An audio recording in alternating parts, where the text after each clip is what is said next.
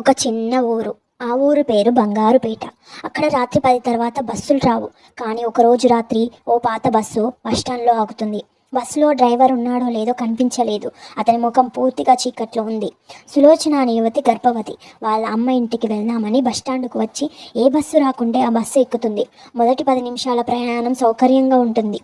కానీ ఆమె కిటికీ నుంచి బయటికి చూస్తుంది. అదే చెట్టు, అదే లైట్లు, అదే రోడ్డు అక్కడక్కడికే తిరుగుతున్నట్లు అనిపిస్తుంది.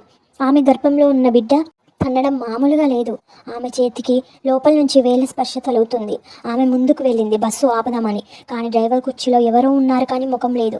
ఆమె మెల్లగా అంది, ఎక్కడికి తీసుకెళ్తున్నారు నన్ను అని. ఒక గంభీరమైన గొంతుతో ఈ బస్సు బయటికి కాకుండా లోపలికే వస్తుందని. ఒక్కసారిగా ఆమె కడుపు పాడడం మొదలైంది. లోపల ఒక చిన్న ఎర్ర కంటితో ఉన్న శిశువు మెరిసింది. ఆమె గట్టిగా అరిచింది, నొప్పి భరించలేక. ఇది నా బిడ్డ కాదు, నా శరీరంలో ప్రవేశించిన దయ్యమని.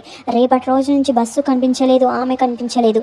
కానీ అదే బస్సు ప్రతిరోజు రాత్రి 10 గంటలకు వస్తుంది. Please subscribe.